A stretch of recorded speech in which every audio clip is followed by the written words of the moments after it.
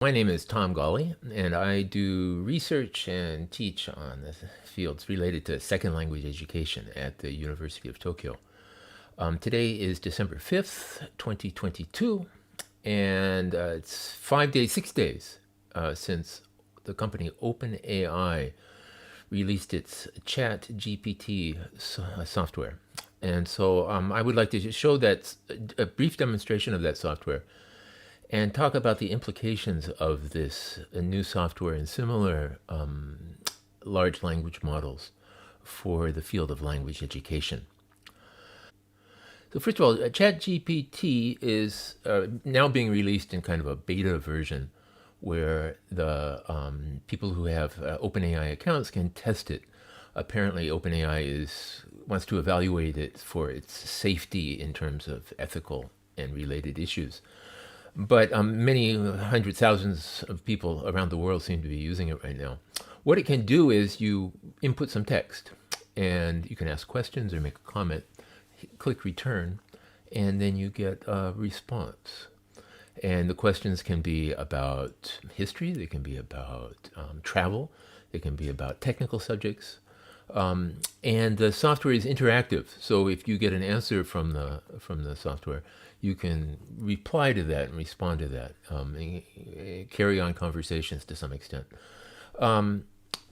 It's not perfect. There are gaps in its knowledge. It's not great at calculation apparently, but in the case of, for example, asking it to write a story, to write a short essay, it produces what are close to perfect texts. It's also possible to give the prompts in another language. So I've tested it with Japanese. I'll give a prompt in Japanese and ask it to reply in English, and it will do that. So for example, you can ask it to produce a 3-paragraph essay on the origins of the Second World War, and it produces in just a couple of seconds that essay. Better than any essay produced by any student I've ever taught at the top university in Japan. So this has a lot of implications for the field of language education, implications that I at least do not yet grasp. So about 5 years ago, 6 years ago, there was a similar revolution when Google's machine translation software adopted a new neural network approach to doing online translations. And so suddenly, especially between languages like Japanese and English, machine translation became usable in many cases.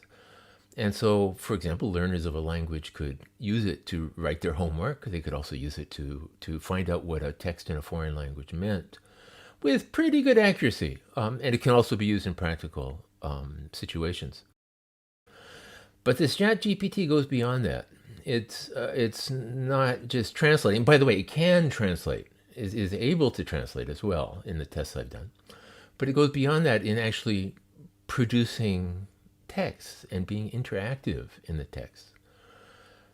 Right now, the interface at OpenAI is only for written text, but I think it's pretty obvious that this or similar software will soon become available in spoken form as well too. Voice recognition and speech synthesis are very, very good now. So within months, I expect we'll be seeing some very high quality voice interactive software where you can talk to this bot, and it seems very, very close to being a real person. And I'm sure there will be cases where software developers will create characters with persistent personalities so that one could go back and converse with the same person again and again. This software is very close to passing, or has already passed, the Turing test, the test proposed by Alan Turing many years ago to say that artificial intelligence has been achieved when you can't tell the difference between a computer and a human being. And so that's going to be happening soon, very, very soon. So the implications of this software go far beyond the field of language education. And those discussions are starting. They've been going on for some time, but they've been kickstarted within the last few days by the arrival of ChatGPT. So I made this video to encourage people, at least in the field of language education, to take this move seriously. The response to the rapid improvement of machine translation, starting in late 2016, was slow. It took a while for educators to start taking it seriously. I think they needed to know that their students were using it before they realized that they need to adapt their education. Much education still has not adapted to it. At least here in Japan, education policy, the policy of the government, educational policy of the government, has not yet responded to it at all. And so this next leap in artificial intelligence shown by ChatGPT raises even bigger issues about why and how people use language and why and how people learn and teach other languages. So I made this video to encourage discussion and dialogue. I talked to a group of graduate students today, and they had not heard of this. Of course, it was only released 5 days ago, but they were blown away by it when I demonstrated it to them, and I'm sure almost everybody is. And so I encourage you to get familiar with the software and read the discussions that are going on.